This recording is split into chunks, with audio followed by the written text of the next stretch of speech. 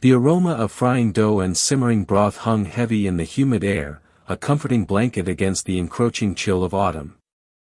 Steam rose from the bustling street stall, blurring the faces of the hungry patrons huddled around wobbly plastic tables. Tsukiki expertly navigated the crowd, her delivery bag slung over her shoulder, a familiar weight. Another order delivered, another few yuan earned. A small victory in the daily battle of survival. As she turned to leave, a frail hand, gnarled and spotted with age, lightly gripped her arm. Tsukiki looked down to see a kindly old man, his eyes a gentle, watery blue, his face creased with a network of wrinkles that spoke of a life well lived. He wore a simple, worn jacket, the kind that whispered of forgotten stories and quiet dignity. Little miss," he called out, his voice a reedy whisper against the cacophony of the street. Tsukiki's initial wariness, a reflex honed by years of navigating the city's underbelly, softened at the sight of his vulnerability. Something in his eyes, a flicker of loneliness perhaps, tugged at a chord within her. She paused, her hand instinctively reaching to adjust the strap of her bag, a nervous habit she'd never quite broken. "Can I help you, Grandpa?" she asked, her voice gentler than she'd intended. He smiled, a slow, unfolding bloom that transformed his face, and Tsukiki felt a surprising warmth spread through her chest. "I didn't bring any money," he began, his voice trailing off, a hint of embarrassment coloring his cheeks. Tsukiki's internal alarm bells chimed softly. Another scam? She'd seen them all, a kaleidoscope of sob stories and fabricated misfortunes designed to prey on the kindness of strangers. Yet, something about this old man, his hesitant demeanor, the genuine tremor in his voice, held her back from dismissing him outright. "Give me 2 buns first," he continued, his gaze fixed on the steaming bamboo baskets piled high with fluffy white buns. "When my grandson comes later, I'll pay you then." Tsukiki's internal debate raged. 2 buns wouldn't break her, but the principle of the matter gnawed at her. She valued hard work, honesty, the simple dignity of earning her keep. Being taken advantage of, no matter how small the sum, felt like a violation.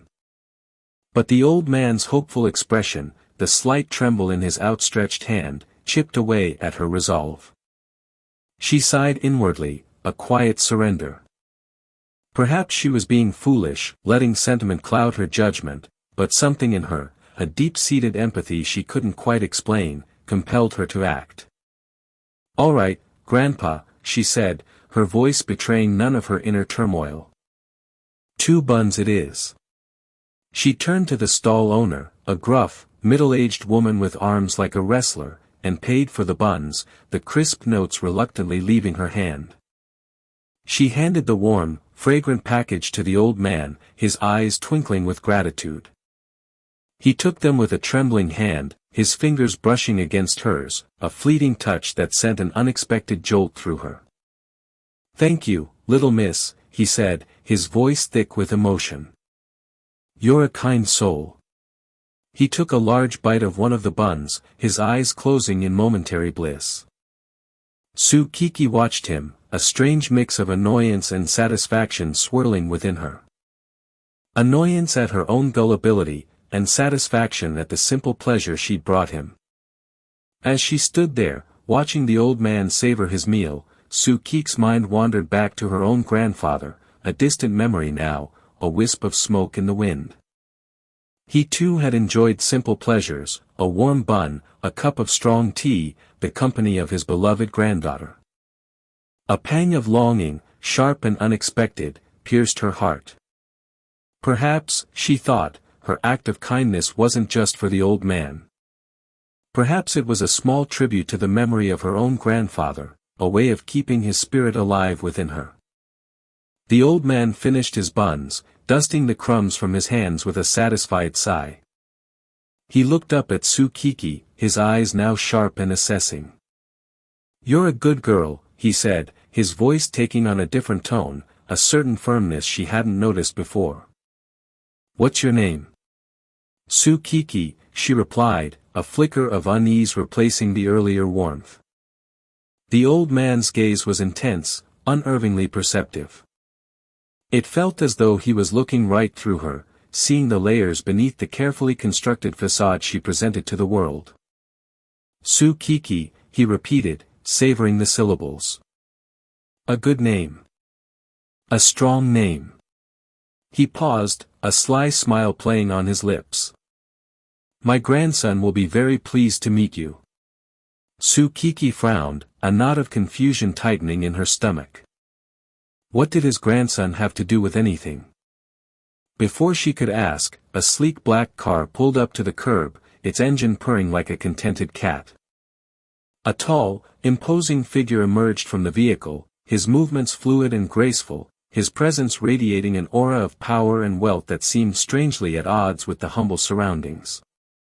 He approached them, his eyes fixed on Su-Kiki, a flicker of something unreadable in their depths. Su-Kiki's heart quickened its pace, an unfamiliar flutter of nervousness taking hold. Who was this man? And what did the old man's words mean? The air crackled with unspoken tension, the bustling street scene fading into a blurry backdrop as the three figures stood locked in a silent, pregnant moment, the scent of frying dough and simmering broth suddenly replaced by the sharp, metallic tang of anticipation. The sterile, air-conditioned chill of the airport did little to cool the heat simmering beneath Fu Nanqing's skin. He gripped his phone, the smooth metal a cold contrast to the fire in his veins. His grandfather. That wily, manipulative. He cut the thought short, the image of the old man's twinkling eyes flashing in his mind. He hadn't seen him since he'd left for his business trip, a carefully constructed alibi to escape the incessant matchmaking attempts. And now this. A cryptic text. Your future wife got away. What was the old man playing at? He strode through the arrivals hall, the rolling suitcases a percussive rhythm to his turbulent thoughts. Had his grandfather finally crossed the line? Arranged a meeting without his consent? The very idea sent a wave of irritation through him. He spotted his grandfather by the baggage carousel, a small, unassuming figure amidst the bustling crowd, yet radiating an almost palpable energy. There was a smugness to his posture, a barely concealed triumph in the curve of his lips.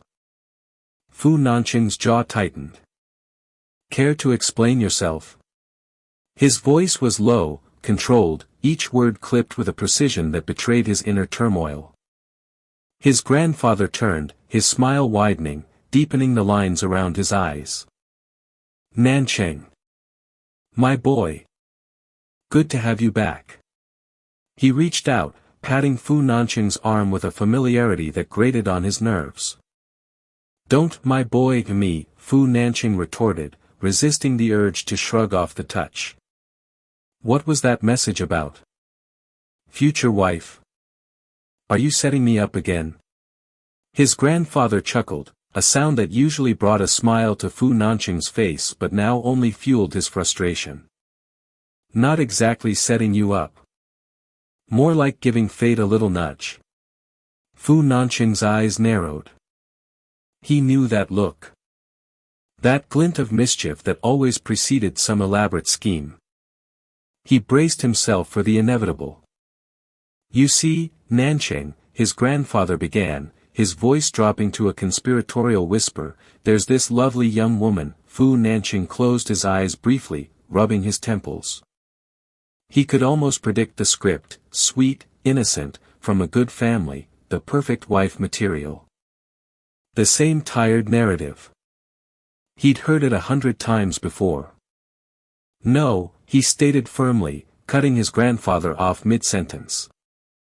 Absolutely not. I'm not interested. His grandfather sighed dramatically. But you haven't even met her. She's different, Nanqing. I promise. Kind, hardworking, and she makes the most delicious dumplings I've ever tasted. Dumplings? Fu Nanqing felt a flicker of amusement despite himself. His grandfather's weakness for good food was legendary. But amusement quickly gave way to renewed irritation. This was ridiculous. He was the CEO of the Fu Group, not some lovesick teenager to be manipulated by the promise of culinary delights. "Grandfather," he said, his voice laced with steel, "I'm not going on a blind date. I came here because I thought something serious had happened. Don't waste my time with this." His grandfather's smile faltered, replaced by an expression of genuine concern. "Nancheng, I know you think I'm meddling, but I just want you to be happy. You work too hard. You need someone in your life." Fu Nancheng felt a pang of guilt. He knew his grandfather meant well. But his methods were unconventional, to say the least. "I appreciate your concern," he said, softening his tone slightly, "but I'll find someone when I'm ready. On my own terms." His grandfather's shoulders slumped. He seemed about to concede when a thought suddenly struck him. He straightened, his eyes gleaming with renewed determination. "Ah, but you see, Nancheng, you already have met her." Fu Nancheng froze. "What?" "That food delivery girl," his grandfather said, a triumphant grin spreading across his face. "The one who spilled soup on you last week. Remember?" The memory flashed through Fu Nancheng's mind, the clumsy collision, the scalding heat against his skin, the girl's flustered apologies. Su Kiki. He hadn't thought about her since. Her. He couldn't keep the incredulity out of his voice. "You're talking about Su Kiki?" "The very same," his grandfather exclaimed, beaming. "She's the one. Your future wife." The words hung in the air, heavy with absurdity. Future wife. The idea was preposterous. He barely knew her. Yet, a strange feeling stirred within him. Not attraction, not yet, but a flicker of curiosity, a spark of something he couldn't quite define. He remembered the look in her eyes, a mixture of embarrassment and defiance, a strength that had surprised him. He looked at his grandfather, the old man's face radiating an almost childlike enthusiasm. He knew arguing would be futile. He sighed, a mixture of resignation and a strange, nascent curiosity. "Fine," he conceded, his voice barely a whisper. "But just one date. And if it doesn't work out," his grandfather's smile returned, brighter than ever. "It will work out," he said confidently. "I have a feeling." He patted Fu Nancheng's arm again, this time the touch less irritating, almost comforting. "Now, come on. Let's go find your future wife." Fu Nancheng followed his grandfather out of the airport, the cool air now tinged with a strange anticipation. Future wife. The words echoed in his mind, a bizarre, unsettling, yet strangely compelling refrain. He couldn't shake the feeling that his life was about to change, irrevocably, and he wasn't sure if he should be terrified or excited. Sunlight streamed through the ornate windows of the Fu family home, illuminating dust motes dancing in the air. The room, a testament to old money, felt heavy with antique furniture and the faint scent of sandalwood. Su Kiki shifted uneasily on the plush silk sofa, the unfamiliar opulence a stark contrast to her modest apartment. She smoothed down the wrinkles on her simple cotton dress, feeling decidedly out of place. Her heart hammered a nervous rhythm against her ribs. The elderly man before her, radiating an almost mischievous energy despite his age, was Fu Nancheng's grandfather. He had summoned her here, to his palatial home, with a cryptic phone call she still hadn't fully processed. "So, my dear," the grandfather began, his voice a warm rumble, "Nancheng tells me you're a hard worker." He chuckled, his eyes twinkling with an unnerving knowingness. "A remarkable young woman." Su Kiki managed a strained smile. Her mind raced, trying to piece together the fragments of information she had. Nancheng hadn't mentioned his family's extravagance. He had portrayed himself as a man of simple means, just like her. A wave of confusion washed over her. Why the charade?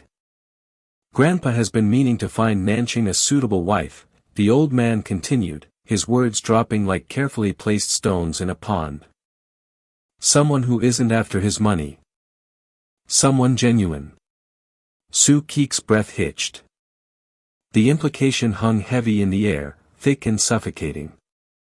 Her eyes darted towards the doorway, half expecting Nanching to walk in and explain, dispel the rising unease. He didn't. The grandfather leaned forward, his gaze intense. If you became my granddaughter-in-law, that would be perfect. A dizzying rush of emotions flooded Sue Keek. Shock. Disbelief. A flicker of anger. This was absurd. She had agreed to help Nanching with his grandfather, to pretend, but this felt like a different game altogether. A game she hadn't signed up for.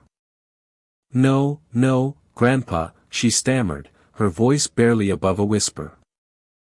The words felt clumsy, inadequate to express the whirlwind of thoughts inside her. I just want to work hard and make money. She clutched her worn handbag, the familiar texture grounding her in the surrealness of the moment.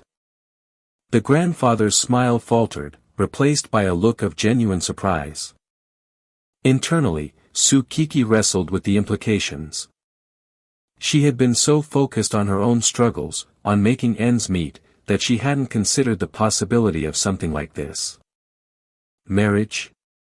To a man she barely knew, whose life was clearly a carefully constructed illusion.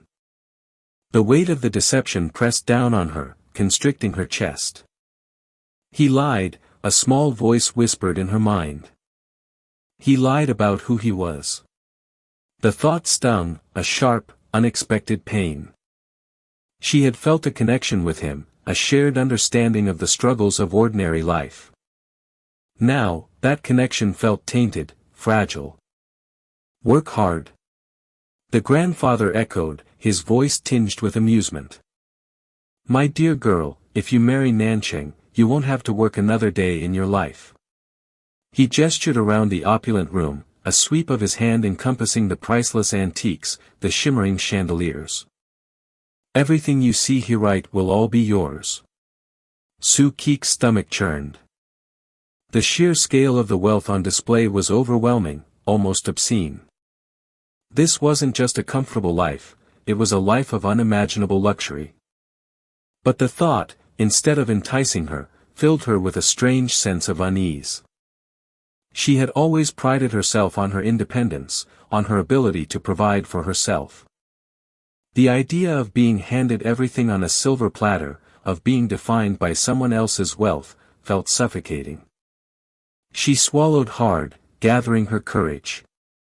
Grandpa, she began, forcing her voice to remain steady, I appreciate your offer, but that's not what I want. Her gaze held his, unwavering. I want to earn my own way. I want to build my own life.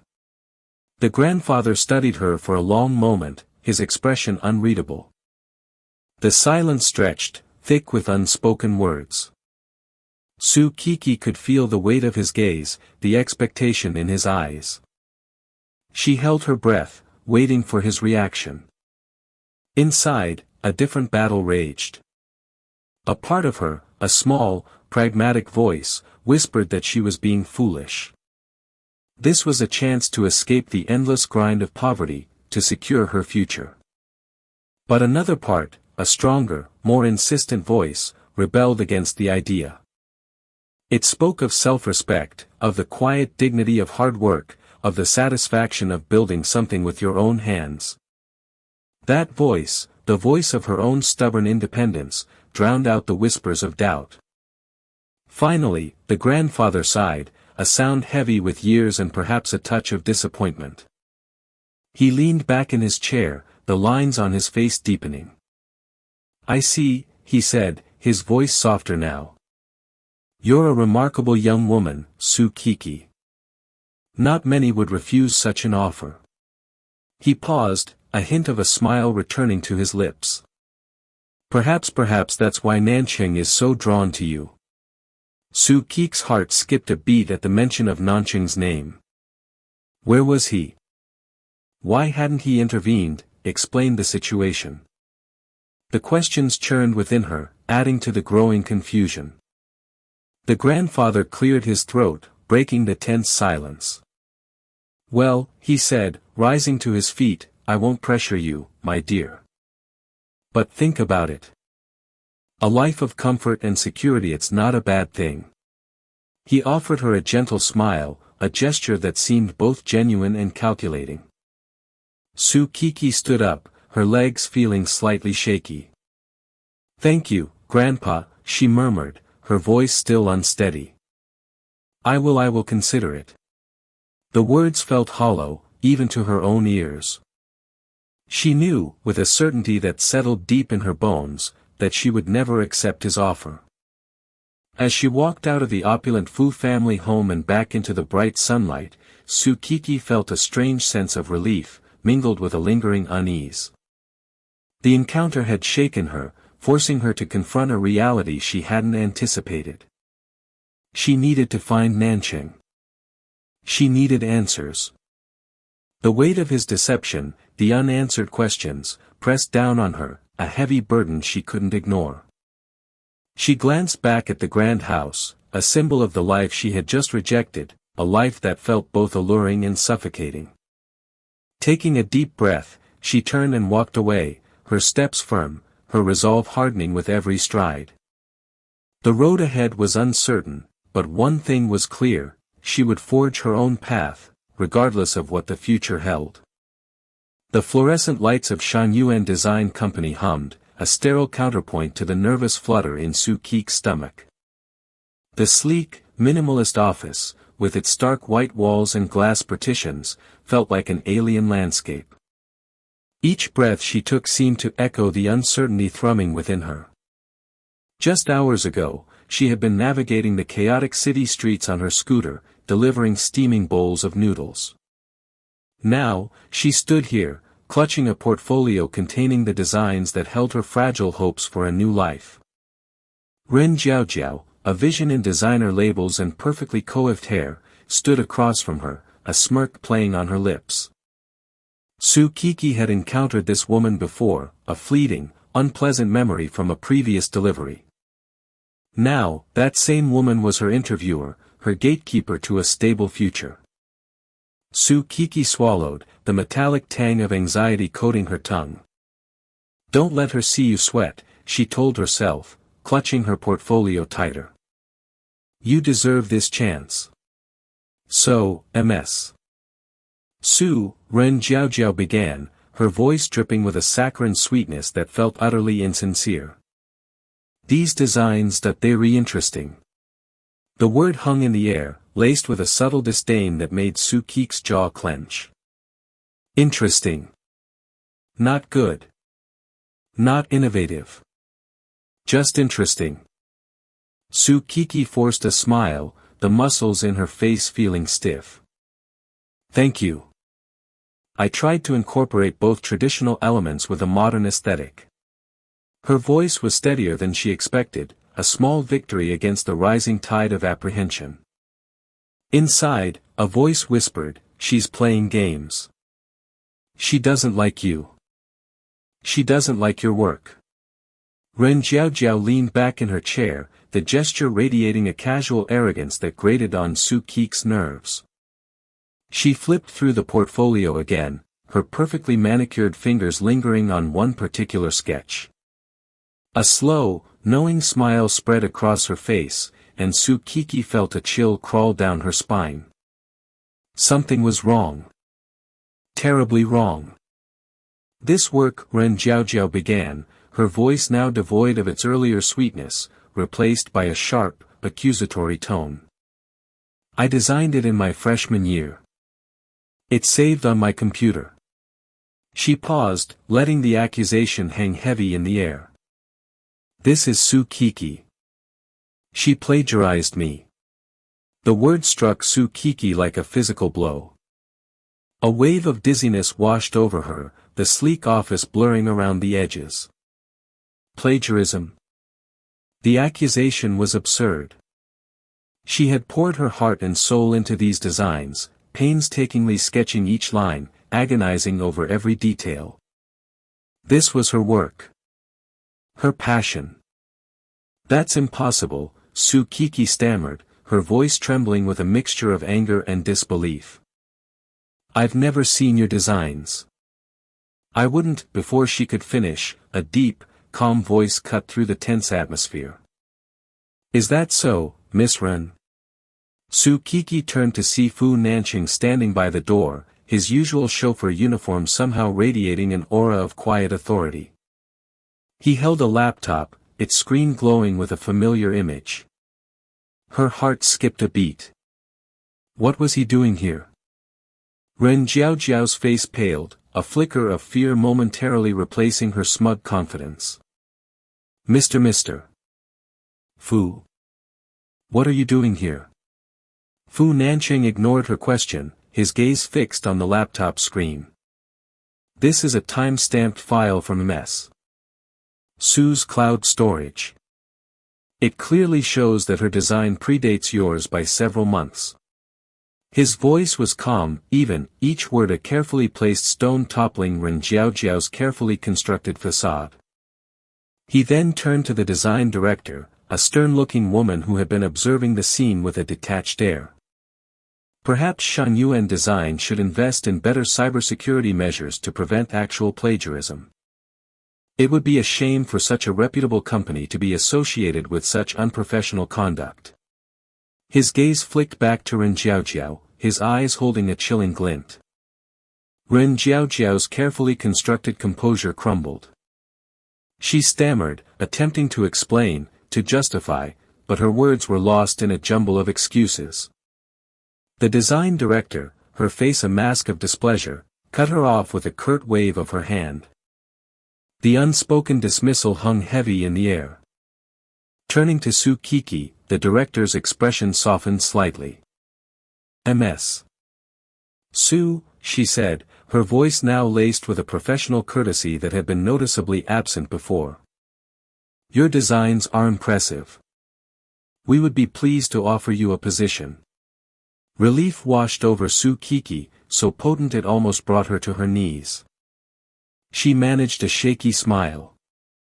"Thank you," she whispered, her voice thick with emotion. She glanced at Fu Nanqing, a silent question in her eyes. He met her gaze, a subtle flicker of understanding passing between them. He offered a slight nod, a silent acknowledgement of their shared secret. In that moment, amidst the sterile hum of the office and the lingering tension of the confrontation, a strange, unspoken connection formed between them, a bond forged in the crucible of deception and unexpected alliance. Kiki's mind raced. How did he know about her cloud storage? How did he know about Ren Jiaojiao's scheme? The questions swirled, unanswered, adding another layer of mystery to the man who was supposed to be just her driver. But for now, the relief of securing the job, the validation of her talent, overshadowed the nagging questions. She had a future. A real future. And for that, she was inexplicably, undeniably grateful to the enigmatic man who stood silently by the door. The apartment was quiet, suffocatingly so. The hum of the city, usually a comforting white noise, felt intrusive, amplifying the tension crackling between them. Kiki sat perched on the edge of the sofa, her hands clasped tightly in her lap. The muted glow of the city lights painted the room in shades of gray, highlighting the sharp angles of Fu Nanqing's face as he paced before her. Each step he took seemed to vibrate through the floor, echoing the turmoil in her own chest. How could things have spiraled so far, so fast? She wondered, the events of the day a dizzying carousel in her mind, the near accident, Ren Jiaojiao's venomous accusations, the shocking revelation of Tang Wanning. And now this. This strange, unsettling confession from the man she thought she was beginning to know. He stopped pacing abruptly, turning to face her. The shadows deepened in his eyes, mirroring the exhaustion etched on his features. "Kiki," he began, his voice rough, each word seeming to cost him dearly. I need to tell you something." Sue Keek's heart clenched. She'd heard that tone before, the prelude to unwelcome truths. What more could there possibly be? She simply nodded, unable to speak past the lump in her throat. He ran a hand through his hair, a gesture she was beginning to recognize as a sign of his distress. Everything you think you know about me, it's not the whole truth." A bitter laugh escaped her lips before she could stop it. "You think I haven't figured that out already?" she retorted, the words laced with more bitterness than she intended. The memory of his grandfather's orchestrated charade, the fabricated job, the carefully constructed illusion of their shared life, it all clawed at her, leaving a raw ache in its wake. "He lied to me. From the very beginning." Fu Nanqing flinched as if struck. The vulnerability in his eyes, so fleeting, pricked at something within her. "He's hurting too," she realized with a pang of unexpected empathy. But the hurt didn't erase the betrayal. He took a deep breath, as if steeling himself. I rent this apartment," he confessed, his voice barely a whisper. The words hung in the air, heavy with unspoken meaning. He continued, each word a painful admission. "My carrots borrowed. I don't even have a proper job." He looked away, unable to meet her gaze. "I've been pretending." Sue Kiki stared at him, the confession hitting her with the force of a physical blow. "He's lying," a voice whispered in her mind. "It's another lie, another layer of deception." But something in his posture, the utter dejection radiating from him, chipped away at her disbelief. He turned back to her, a flicker of desperation in his eyes. "I know it sounds unbelievable. After everything that's happened, after all the lies," his voice cracked. "But I swear, this is the truth." The silence stretched, thick and heavy. Sue Keek's mind raced, trying to reconcile the man she knew, the kind, considerate man who brought her breakfast and held her hand during the storm, with the deceitful charade he had woven around her. Could both be true? She thought of her own struggles, the constant battle to make ends meet, the weight of responsibility she carried on her shoulders. She thought of the fleeting moments of connection she'd shared with him, the unexpected comfort she found in his presence. And then she thought of the fear in his eyes, the raw vulnerability he was exposing to her now. Why would he admit to this, to being less than he pretended to be? Unless it was the truth. The realization hit her with a strange sense of calm. It was a truth as unsettling as it was liberating. It stripped away the facade, the carefully constructed illusion, and revealed something real. Taking a shaky breath, she met his gaze. "I rent my house," she said softly, her voice catching in her throat.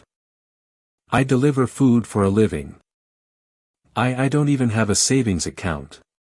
A small, wry smile touched her lips. I'm willing." The words hung in the air, fragile yet resolute. It wasn't a declaration of love, not yet. But it was an acknowledgement. An acceptance. A bridge tentatively extended across the chasm of their misunderstandings. Fu Nanqing's eyes widened, a flicker of something akin to hope igniting in their depths.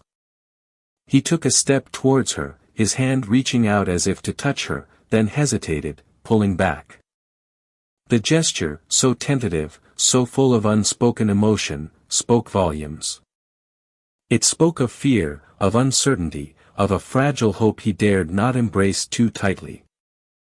The city lights shimmered through the window, casting long shadows that danced across the room. The hum of the city no longer felt intrusive. It was a backdrop, a silent witness to the quiet understanding that was slowly, tentatively, blossoming between them. The air, thick with tension just moments ago, now held a different kind of weight, a shared vulnerability, a shared secret. It was the beginning, perhaps, of something real. The acrid smell of burnt rubber hung heavy in the air. Kiki stared at the dented fender of her scooter, her stomach twisting into a tight knot. Ren Jiaojiao, a picture of manufactured distress, clutched her arm dramatically, her boyfriend hovering solicitously nearby. "My arm. It's broken. You'll have to pay for this," she wailed, her voice shrill enough to shatter glass. Kiki felt a surge of anger. This was a setup, plain and simple. The sudden swerve, the exaggerated fall, it was all too convenient. Fu Nancheng, his face a mask of calm, surveyed the scene. He seemed almost amused. Kiki couldn't decipher the emotion flickering in his eyes. He must think I'm an idiot, falling for this obvious trap. The thought stung, a prickle of shame warming her cheeks. 500,000, the boyfriend declared, puffing out his chest like a preening peacock. For medical expenses, emotional distress, and of course, the inconvenience. Kiki's jaw dropped. 500,000. That was more than she made in a year. Her mind raced, a whirlwind of panicked thoughts. How could I be so stupid? I should have seen this coming. Fu Nancheng's hand rested lightly on her shoulder, a silent reassurance. His touch, strangely comforting, sent a shiver down her spine. "That seems excessive, doesn't it, Kiki?" he murmured, his voice smooth as silk. Kiki, still reeling from the shock, could only nod dumbly. Inside, a small voice whispered, "He's just playing along.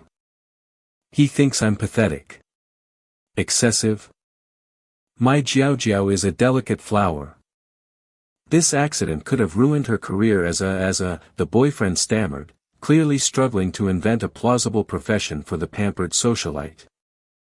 Fu Nancheng raised an eyebrow, a hint of amusement playing on his lips. "A social media influencer," he supplied helpfully. Ren Jiaojiao preened at the title, seemingly forgetting her supposed injuries. "Exactly," the boyfriend exclaimed, seizing the opportunity. "Her online presence is invaluable. This accident could cost her millions in lost endorsements." Fu Nancheng's gaze turned icy. "Interesting," he said, his voice low and dangerous. "Perhaps we should involve the authorities. I'm sure they'd be fascinated by your entrepreneurial endeavors." He pulled out his phone, his fingers dancing across the screen with practiced ease. Is he actually calling the police? Kiki wondered, her heart pounding in her chest. The boyfriend paled visibly. Ren Jiaojiao tugged at his sleeve, her eyes wide with panic. "Let's just go, honey," she hissed. "It's not worth it." They scrambled into their car, leaving a trail of tire smoke in their wake. Kiki watched them go, a mixture of relief and bewilderment swirling inside her. Fu Nancheng pocketed his phone, his expression unreadable. "Let's go, Kiki," he said, his voice gentle. "I'll buy you a new scooter." Kiki followed him, her mind still racing. What just happened? How did he make them leave so quickly? She stole a glance at his profile, the sharp lines of his jaw, the intensity in his eyes. Suddenly, the comfortable facade he usually presented seemed to crack, revealing a glimpse of something harder, something powerful. The arrival of a sleek, chauffeur-driven car shattered the uneasy truce that had settled between them. A woman emerged, her bearing regal, her expression one of barely concealed displeasure. "Nancheng," she said, her voice sharp as a shard of glass. "What is the meaning of this spectacle?" Kiki felt a wave of unease wash over her. This must be his mother. The woman's gaze swept over Kiki, taking in her simple clothes, her scuffed shoes, her dented scooter. The disdain was palpable. "Mother," Fu Nancheng acknowledged, his voice cool and detached. "This is Kiki, my wife." The word hung in the air, heavy with unspoken implications. Su Kik's heart hammered against her ribs. Wife. He's really going through with this charade. Fu Nancheng's mother's eyes widened in disbelief. Wife. Nancheng, have you lost your mind? She turned to Su Kiki, her voice dripping with condescension. Young lady, I'm sure you're a resourceful girl, but you're not suitable for my son. Before Su Kiki could respond, Fu Nancheng stepped forward, his voice suddenly ringing with authority. Mother, allow me to introduce myself properly. I am Fu Nancheng, CEO of the Fu Group. His grandfather, who had arrived unnoticed amidst the commotion, chuckled softly. I told you this would be entertaining, he murmured, a mischievous glint in his eyes. Fu Nancheng's mother stared at him, her face a mask of shock. CEO. But the delivery service, she stammered, her carefully constructed world crumbling around her. Fu Nancheng met her gaze, his expression unwavering. A hobby, he explained, his voice laced with irony. A way to escape the tedium of corporate life. He turned to Su Kiki, his eyes softening. Kiki, he said, his voice low and intimate. I apologize for the deception. I never intended for things to escalate like this. He reached out, his fingers brushing against her cheek. The touch sent a jolt of electricity through her, a strange mixture of anger, confusion, and something else she couldn't quite name. 500,000, he repeated, his voice hardening as he glanced back at the direction Ren Jiaojiao and her accomplice had fled. Fu Group, I'm the one who'll make you two regret this. The words hung in the air, a promise and a threat. Su Kiki watched him, her mind reeling. The man she thought she knew, the humble delivery driver, was gone. In his place stood someone else, someone powerful, someone dangerous. And in that moment, surrounded by the chaos he had created, Su Kiki knew that her life would never be the same again. The faint nausea she had been experiencing all day intensified, a strange fluttering in her stomach. It must be the stress, she thought, dismissing it. All this drama, it's enough to make anyone sick. The glittering chandelier cast a kaleidoscope of light across the ballroom, each crystal prism a miniature stage reflecting the opulent scene below. Su Kiki felt the silk of the borrowed gown against her skin, an alien sensation, as unfamiliar as the sea of faces that swam before her. She clutched the invitation, the heavy cardstock a small anchor in the swirling tide of the Fu Group's annual party.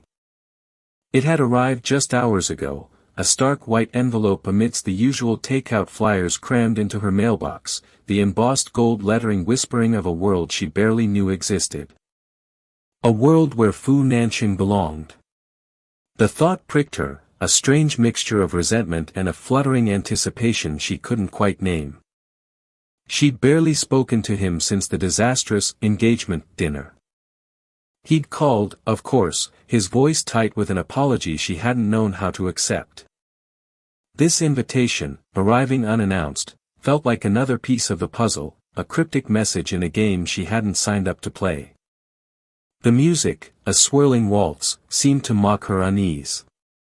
Around her, women in designer gowns and men in impeccably tailored suits exchanged air kisses and polite laughter.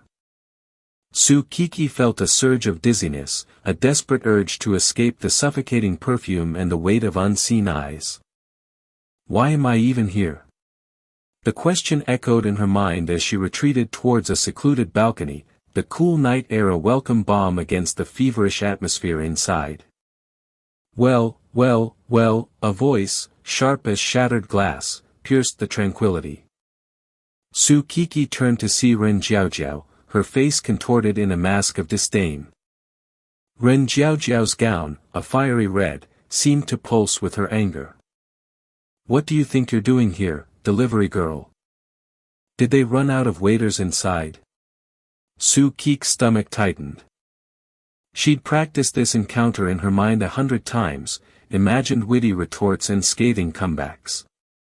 But in the face of Ren Jiaojiao's venomous glare, her carefully constructed defenses crumbled.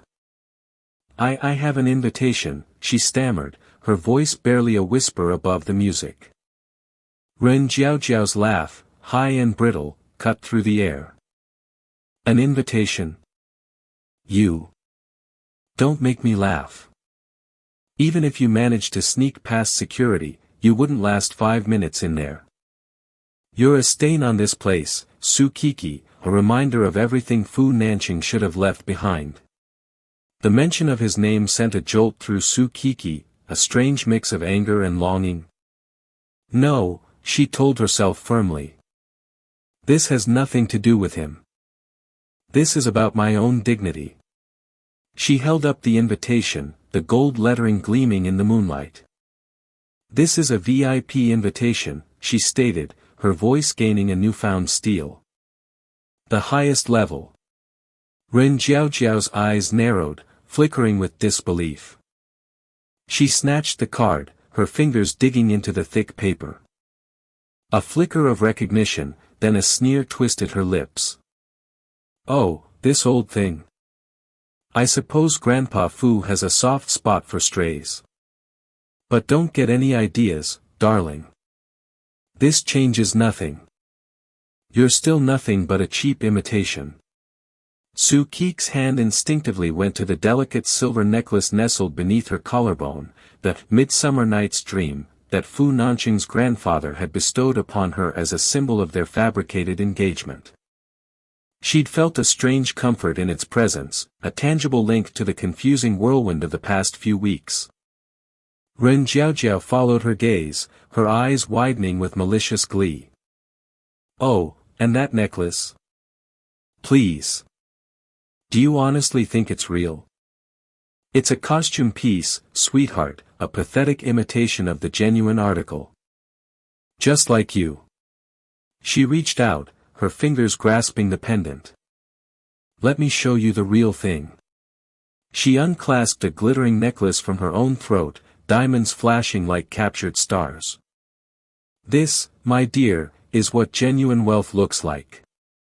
A cold dread washed over Su Kiki. The similarities were undeniable, yet the differences were stark. Ren Jiaojiao's necklace pulsed with an inner fire, a cold, hard brilliance that mocked the gentle shimmer of her own. Suddenly, the balcony felt like a cage, the night air thick with the suffocating scent of deceit.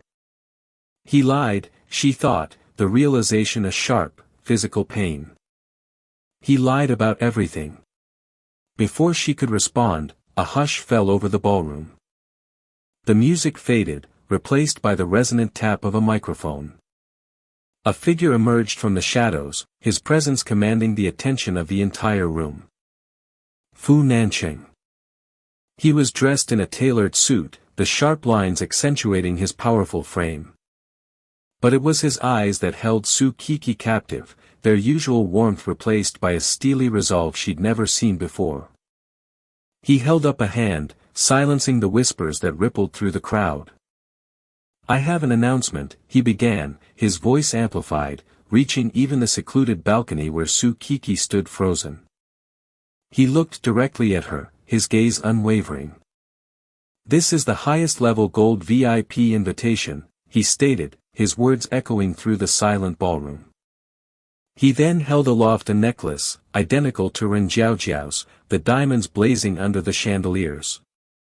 "And this," he continued, his voice gaining strength, "is Midsummer Night's Dream. The real one. The one I gave to my wife." The room erupted in gasps and murmurs. Ren Jiaojiao's face drained of color, her triumphant smirk melting into a mask of disbelief. Fu Nanqing's gaze never left Su Kiki. "There has been a great deal of misunderstanding," he said, his voice laced with a hint of steel. "I have allowed certain fabrications to persist for reasons that will soon become clear. But tonight, I put an end to the charade. I am Fu Nanqing, CEO of the Fu Group. And I am proud to introduce you to my wife, Su Kiki." He paused, his eyes locking with hers across the vast expanse of the ballroom. I, Fu Nancheng, he declared, his voice resonating with power and conviction, have transferred all my assets, all my shares, everything to my wife, Su Kiki. The silence that followed was absolute. Su Kiki stared at him, her mind reeling. The world around her seemed to tilt, the glittering ballroom, the sea of faces, the weight of the silk gown, all fading into insignificance. Only his words remained, echoing in her ears, each syllable a reverberation of a truth she was only beginning to comprehend. He's telling the truth. The thought bloomed in her chest, fragile yet undeniable, like the first hesitant bud of spring. Then, a wave of nausea washed over her, sudden and overwhelming. She swayed, clutching the balcony railing for support. The world spun, the lights blurring into a kaleidoscope of dizzying color. Dimly, she heard a gasp from the crowd, a ripple of renewed murmurs.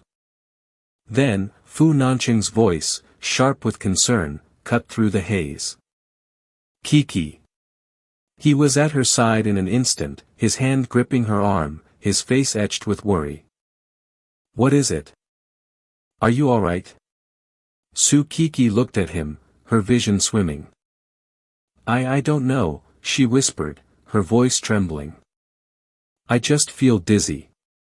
A flicker of understanding crossed his face, followed by a slow, dawning smile. He gently took her hand, his fingers intertwining with hers.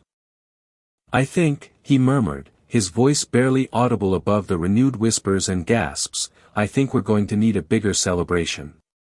The look in his eyes, a mixture of tenderness and awe, spoke volumes. And in that moment, surrounded by the glittering facade of wealth and deception, Su Kiki understood. The game had changed. And she, unknowingly, had already won. The insistent chime of her phone sliced through the fog of sleep. Su Kiki fumbled for it, her eyes still blurry with the remnants of a restless night. It was a delivery request, an oddly specific one for a single bowl of congee to a remote location. Unease prickled at the edges of her awareness, a sense of wrongness she couldn't quite articulate. Just another delivery, she told herself, pushing down the feeling. It's how you pay the bills. The air outside was heavy with the promise of rain, a damp chill clinging to her skin as she navigated the unfamiliar streets. The GPS finally led her to a deserted warehouse district, the silence amplifying her growing anxiety. Maybe I should just turn back, a voice whispered in her mind. But the thought of the lost income, of disappointing a customer, however strange the request, held her back. As she stepped out of her scooter, the metallic tang of rain mixed with something else, something acrid and chemical, filled the air. A figure emerged from the shadows, a flash of expensive fabric and carefully styled hair. Tang Wanning. Su Kiki's breath hitched. This wasn't about congee. Su Kiki, Tang Wanning's voice was laced with a saccharine sweetness that didn't reach her eyes. Fancy meeting you here. A strained smile played on her lips. Su Kiki's mind raced. What did Tang Wanning want? Was this about Nancheng? The thought sent a ripple of discomfort through her. This whole fake marriage charade had been a tangled mess from the start. Grandfather's good intentions paving a road to hell, she thought bitterly. What do you want, Tang Wanning? Su Kiki's voice was sharper than she intended, a reflection of the fear coiling in her stomach. Tang Wanning's smile widened, revealing a hint of something cruel. Oh, just a little chat. About Nancheng. About your arrangement. The last word dripped with disdain. Two men materialized behind Tang Wanning, their faces obscured by the dim light. Su Kiki instinctively took a step back, her heart pounding against her ribs. This wasn't a chat. It was a trap. Panic clawed at her throat. She turned to run, but the men were too quick. Rough hands grabbed her arms, pulling her back. The world tilted, and a sharp pain exploded in her head as she hit the ground. Darkness threatened to swallow her whole. She awoke to the throbbing pain in her head and the musty smell of damp concrete. Her hands were bound, her legs tied to a chair. The warehouse was dimly lit, the only sound the drip, drip, drip of water from a leaky pipe. Fear, raw and visceral, gripped her. Nanching, her mind screamed. He needs to know. But how? Tang Wanning's face swam into view. You won't find Su Kiki, she purred, her voice laced with triumph. Her words echoed in the cavernous space. She's in my hands. And Nanchang will be mine. I'll protect you forever. The last phrase hung in the air, a chilling testament to Tang Wanning's warped perception of reality. Su Kik's mind reeled. Protect him from what? From me? The absurdity of the situation threatened to overwhelm the terror. This woman, obsessed with a man who clearly didn't want her, was willing to resort to kidnapping. Time stretched and warped, each moment an agonizing eternity. Su Kik's thoughts swirled, a chaotic mix of fear, anger, and a strange, detached sense of disbelief. How did my life become this twisted drama? Suddenly, the warehouse doors burst open, flooding the space with light and the sound of shouting. Figures rushed in, their movements swift and decisive. Nanchang. He was there, his face a mask of controlled fury. Relief washed over Su Kiki, so potent it almost made her weak. He saw her, his eyes locking onto hers, and for a fleeting moment, the chaos faded away, replaced by a shared understanding that transcended words. The ensuing struggle was a blur of motion and noise. Nanchang moved with a terrifying efficiency, his every action precise and deadly.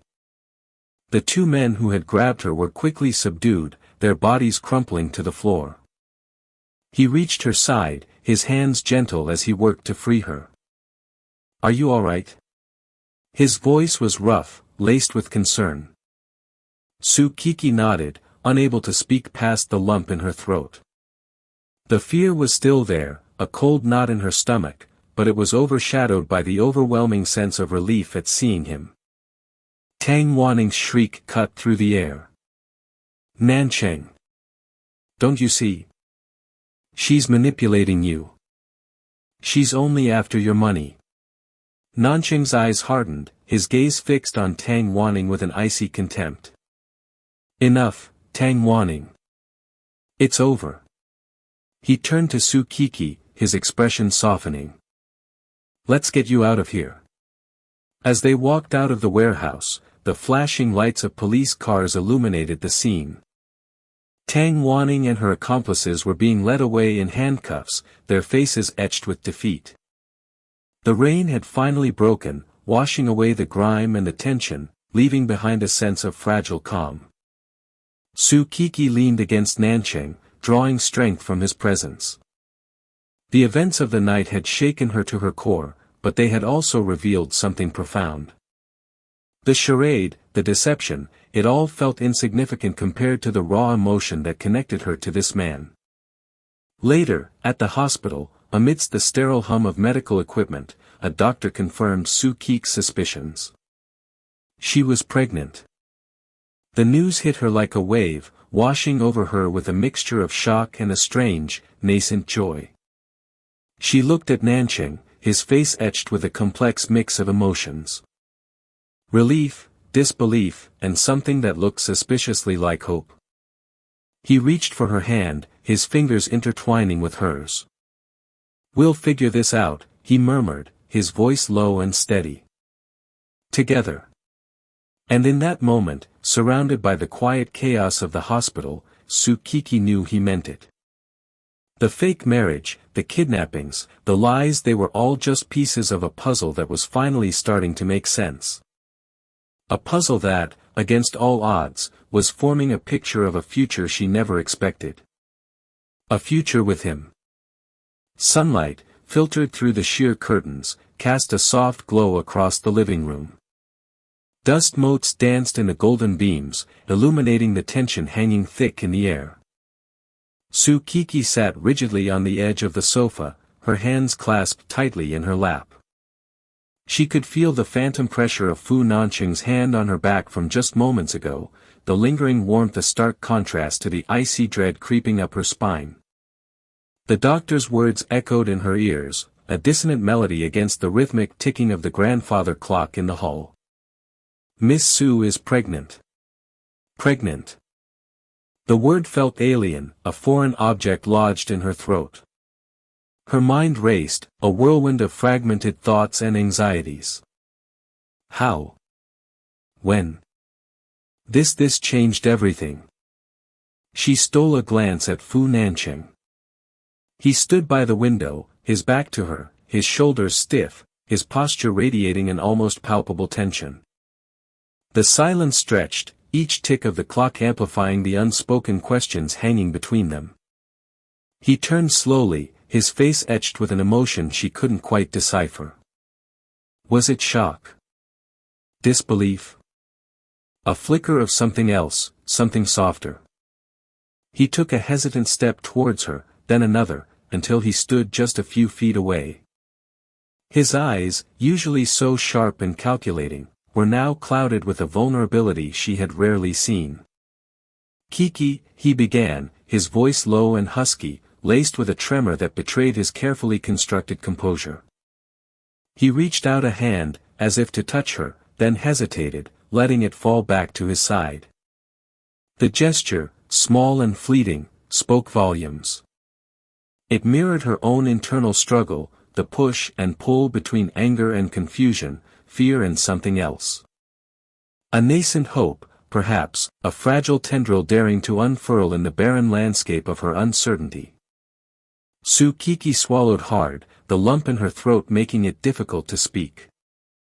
I don't understand, she finally managed, her voice barely a whisper. The words felt inadequate, hollow, failing to capture the maelstrom of emotions churning within her.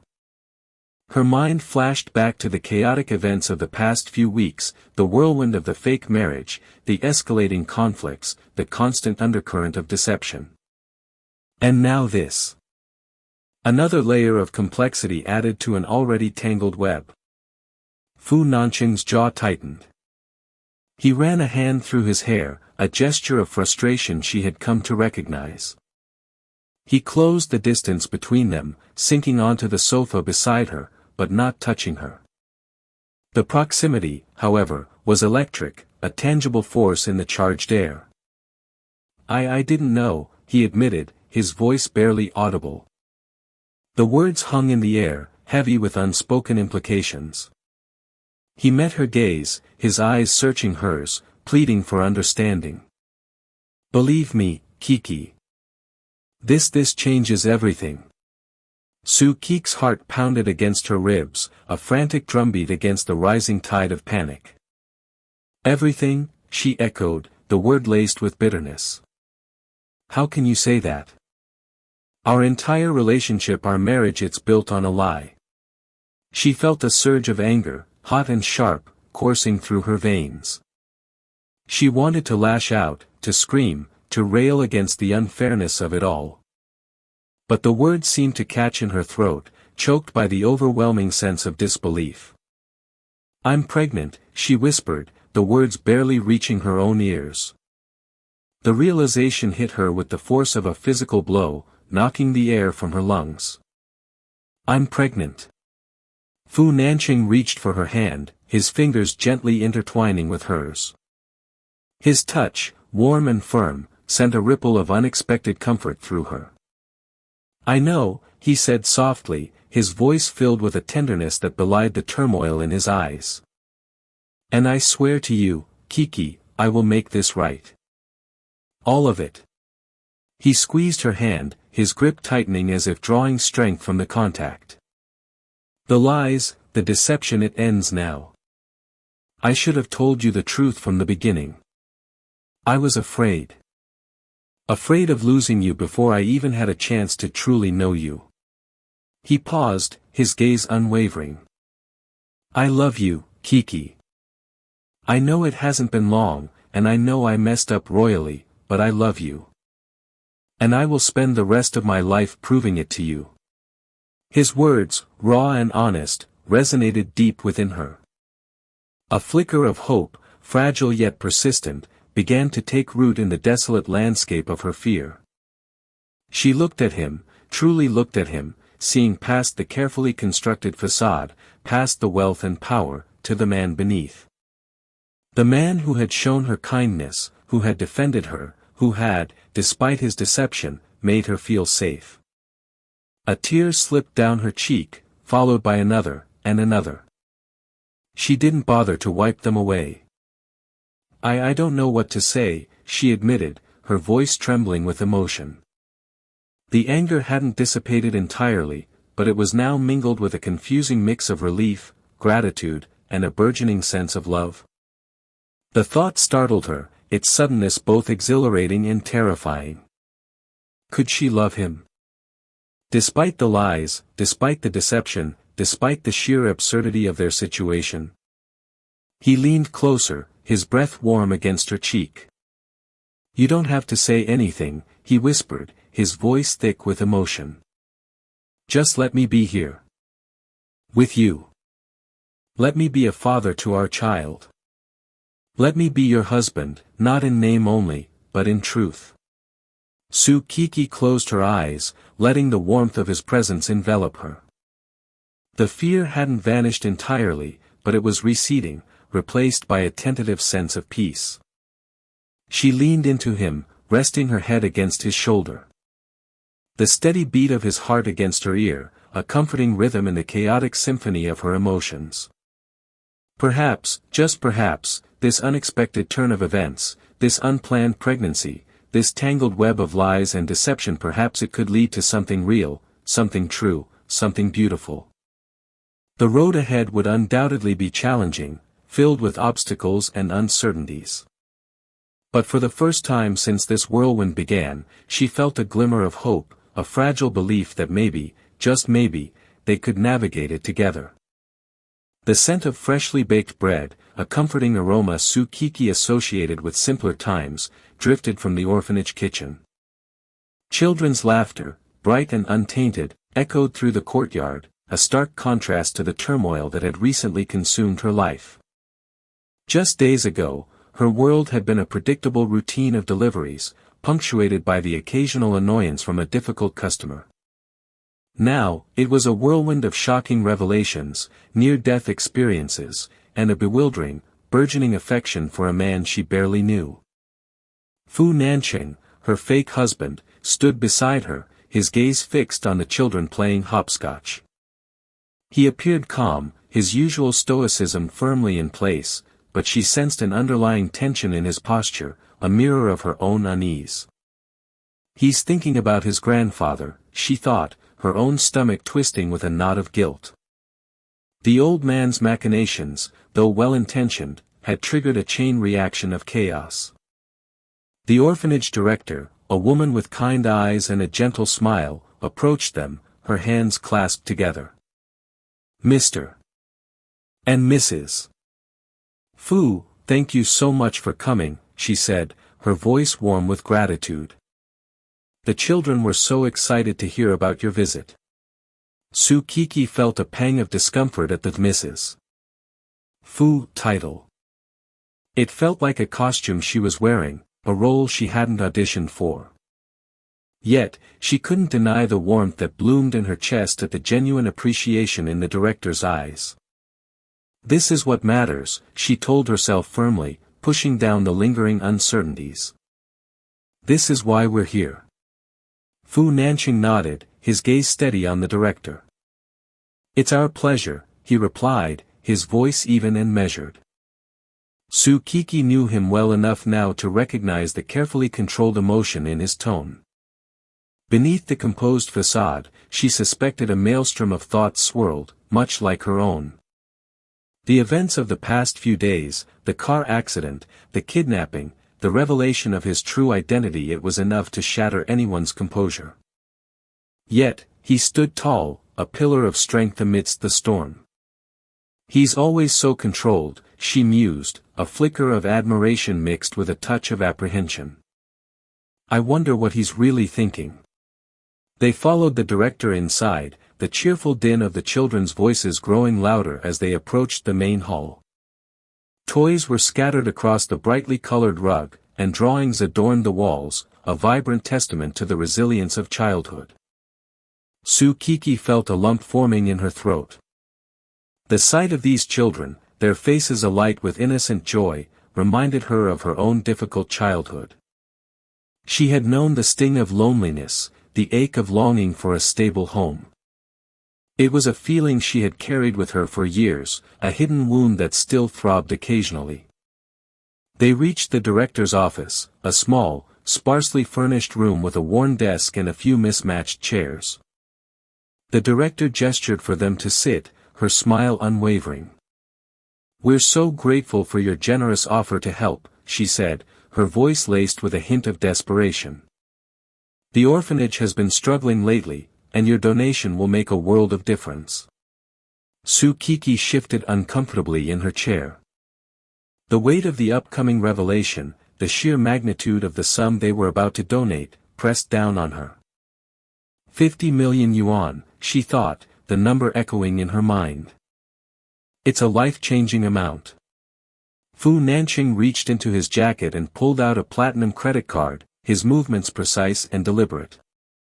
He placed it on the director's desk, the metallic gleam catching the light. "In this card," he began, his voice low and steady, "there's 50 million yuan.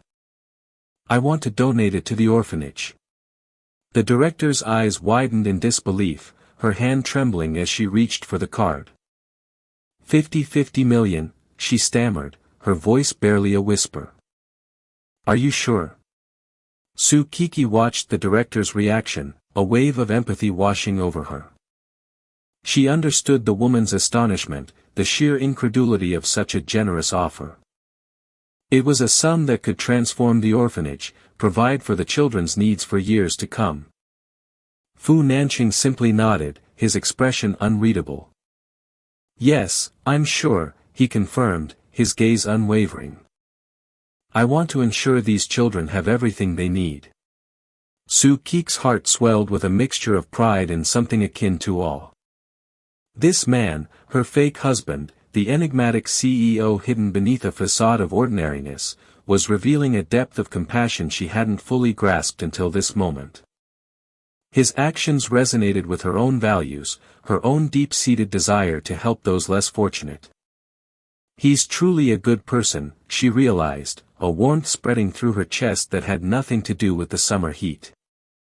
The director, tears welling in her eyes, clasped the card as if it were a precious relic. This is incredible," she whispered, her voice choked with emotion.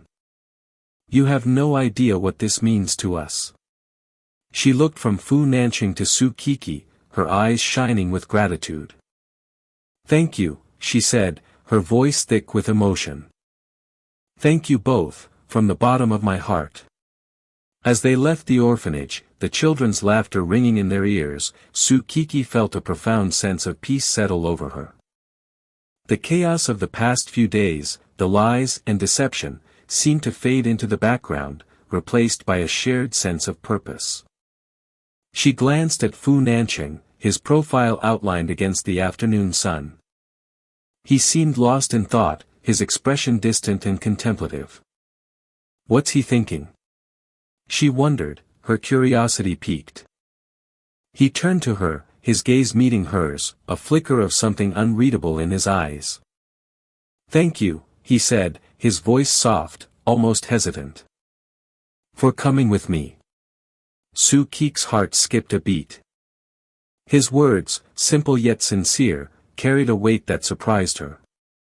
"It was my pleasure," she replied, her voice barely above a whisper. The unspoken questions, the lingering uncertainties, hung in the air between them, a silent testament to the complex bond that was slowly forging between them. As they walked towards the car, the setting sun casting long shadows behind them, Tsukiki knew that their journey, though fraught with challenges, was far from over. The fake marriage, the orchestrated deception, had inadvertently paved the way for something real, something profound. And as she felt the gentle pressure of his hand on her back, guiding her forward, she couldn't help but wonder what the future held for them, for this unlikely pair bound together by a web of secrets and a shared act of kindness. The fluorescent lights of Shan Design Company hummed, a dull counterpoint to the excited chatter that filled the open-plan office. Su Kiki sat at her desk, the smooth surface cool beneath her fingertips.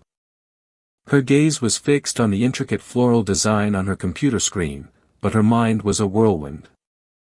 The past few weeks had been a chaotic blur: a fake marriage, a near-fatal car accident, a kidnapping attempt orchestrated by a jealous rival, and the earth-shattering revelation that her unassuming, delivery driver husband was actually Fu Nancheng, the enigmatic CEO of the Fu Group. It felt like a bizarre dream, one she hadn't quite woken up from yet.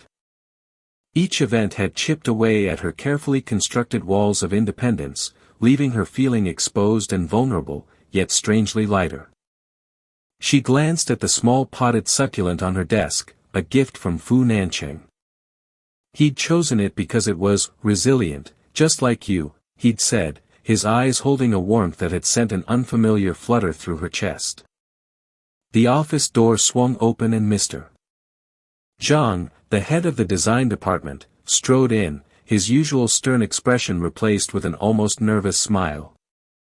He clapped his hands, the sound cutting through the ambient noise. "Everyone, I have an important announcement," he declared, his voice amplified by the sudden hush. Su Kiki felt a knot tighten in her stomach. Announcements usually meant restructuring, layoffs, or some other corporate upheaval. Her hand instinctively went to her stomach, a protective gesture she hadn't even realized she'd made. "Don't be silly," she chided herself internally. "It's just an announcement. What's the worst that could happen?" But the disquiet lingered, a subtle tremor beneath her forced composure. "As you all know, Mr. Zhang continued, his gaze sweeping over the assembled designers, Shan Yuan has been going through a period of transition." He paused, his eyes lingering on Su Kiki for a fraction of a second. Her heart skipped a beat. "Why is he looking at me?" she wondered, her palms starting to sweat. The air crackled with anticipation. "We've had our challenges, Mr. Zhang admitted, clearing his throat. "But we've also seen some extraordinary talent emerge from within our ranks." He paused again, this time his gaze locking onto hers. Su Kiki's breath hitched. The room felt strangely silent, the hum of the fluorescent lights suddenly amplified in her ears. She could feel the curious stares of her colleagues, their whispers like the rustling of dry leaves in the wind. "Starting today, Mr. Zhang finally announced, his voice ringing with a newfound authority, Su Kiki is promoted to head of Shan Yuan's design department. The words hung in the air, heavy with significance. Su Kiki stared at him, her mind blank. The room erupted in a cacophony of gasps and murmurs. Some faces reflected genuine surprise, others a thinly veiled resentment. Ren Jiaojiao, her arch-rival, glared at her from across the room, her face a mask of venomous disbelief. Su Kiki could practically feel the waves of animosity radiating from her. This can't be happening, she thought, her mind struggling to process the sudden shift in reality. Just a few weeks ago, she was a delivery driver, struggling to make ends meet. Now, she was this. The weight of the title, the responsibility, settled on her shoulders like a heavy cloak. A wave of nausea washed over her. It was the stress, she told herself. The sheer absurdity of the situation. But deep down, a tiny voice whispered a different truth. A truth she was still too afraid to acknowledge. She pressed a hand to her stomach again, a subconscious gesture of comfort. The faintest of smiles touched her lips. It was a secret she would hold close, a fragile hope blossoming amidst the chaos. The promotion, the rivalry, the revelation of Fu Nanqing's true identity, it all paled in comparison to the quiet miracle growing within her. The future stretched before her, uncertain and daunting, yet filled with a strange, intoxicating sense of possibility. Later that evening, bathed in the soft glow of the bedside lamp, Su Kiki watched Fu Nanqing sleep. The harsh lines of his face, usually etched with the burdens of his responsibilities, were softened in slumber. He looked younger, almost vulnerable. She reached out, her fingers tracing the outline of his jaw. He stirred slightly, his hand finding hers, his fingers intertwining with hers in a silent, intimate gesture.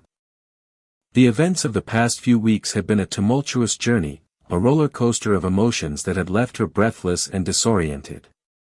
Yet, amidst the chaos, she had found something precious, something she hadn't even realized she was searching for. A sense of belonging, a quiet haven in the storm. And now, this tiny secret she carried within her, a testament to their unexpected, unconventional love story. She closed her eyes, a soft smile playing on her lips. The future was uncertain, yes, but with him by her side, she felt a quiet strength, a resilience she hadn't known she possessed. The hum of the city lights filtered through the window, a gentle lullaby. In the quiet intimacy of their shared space, the world outside seemed to fade away, leaving only the two of them, bound together by a web of secrets, lies, and a love that was slowly, tentatively, blossoming into something real. The aroma of stale cigarettes and cheap perfume hung heavy in the air of the gaudy restaurant. Su Kiki shifted uncomfortably in the plush, crimson booth, the opulent surroundings feeling alien against her simple, worn jeans. Her aunt, a woman whose ambition far outweighed her tact, beamed across the table, her eyes glinting with a predatory eagerness. "Mr. Lu, Kiki is such a good girl, hardworking and family-oriented. A real catch." Kiki's stomach churned. This blind date, orchestrated with the subtlety of a runaway train, felt like a betrayal. A betrayal of her independence, of the fragile peace she had found with Nanqing, of the life she was slowly building, one carefully balanced delivery at a time. Mr.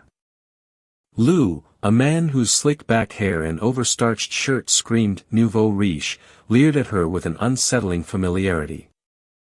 His eyes, small and beady, held a possessive gleam that made her skin crawl. "This is what my aunt thinks is happiness for me," she thought bitterly. A gilded cage with a predator inside. "Auntie, Kiki began, her voice barely above a whisper, only to be cut off by her aunt's sharp elbow jabbing into her ribs. "Don't be shy, Kiki. Mr. Lu here is very successful. Owns several factories." Her aunt's voice dripped with a saccharine sweetness that only intensified Kiki's unease. Kiki's mind raced, a frantic search for an escape route from this suffocating situation. Factories. Is that all there is? Does she think I'm so desperate for money I'd sell myself to this thistode? Mr. Lu reached across the table, his hand, adorned with a gaudy gold ring, hovering over hers. A wave of nausea washed over her. "My dear Kiki," he began, his voice oily and insincere, "your aunt tells me you're a simple girl." "Good. I like simple." His words, meant to be a compliment, felt like an insult, a dismissal of her hard-earned independence, her quiet strength. She recoiled, pulling her hand back as if his touch were fire. Just as his fingers grazed hers, the restaurant doors burst open, a gust of cool air swirling in, momentarily disrupting the stifling atmosphere. Fu Nanqing stood framed in the doorway, his usually gentle eyes blazing with an intensity she had never seen before. He moved with a predatory grace, his gaze fixed on her, a silent promise in the set of his jaw. For a heartbeat, the world seemed to still. Then, he strode towards their table, his presence filling the room, a storm gathering in his wake. Kiki's heart pounded against her ribs, a mixture of relief and confusion swirling within her. What is he doing here? Nanqing stopped before their table, his eyes sweeping over Mr. Lu with a chilling disdain. He then turned to Kiki, his expression softening, a flicker of something akin to vulnerability crossing his features. He reached out, his hand covering hers, a warm, reassuring presence against the lingering chill of Mr. Lu's touch. Kiki, he said, his voice low and resonant, a stark contrast to the oppressive silence that had settled over the restaurant. I'm sorry I'm late. He looked up at Mr. Lu, his gaze hardening again. I'm afraid you're mistaken. Kiki isn't available. Mr. Lu sputtered, his face turning an alarming shade of purple. What's the meaning of this? Who are you? He puffed out his chest, a pathetic attempt at intimidation that crumbled under Nanqing's unwavering gaze. Nanqing's lips curved into a thin, dangerous smile. I'm her husband. The words hung in the air, heavy with unspoken power. Kiki stared at him, her mind reeling. Husband? What is he doing? Her aunt, her face a mask of bewildered outrage, spluttered, Husband? Kiki, what is this nonsense? Nanqing ignored her, his attention focused solely on Kiki. He squeezed her hand gently. This marriage, he said, his voice soft yet firm, his gaze unwavering, the child decided on her own. He then turned to Mr. Lu, his eyes cold and sharp. Who dares to touch my woman? The question wasn't a question. It was a statement, a declaration of ownership, a warning. Mr. Lu, thoroughly deflated, mumbled something about a misunderstanding and retreated as quickly as his dignity would allow. In the ensuing chaos, her aunt's frantic questions, the hushed whispers from the other diners, the sudden realization that the world she thought she knew was tilting on its axis, Kiki's mind clung to one sentence: the child decided on her own. A faint memory stirred, a whispered conversation, a promise made in the quiet of the night. The child accompanied suddenly, fragments of conversations, seemingly insignificant at the time, clicked into place. The hushed phone calls, the late-night meetings, the way people reacted to him, the deferential whispers of Mr.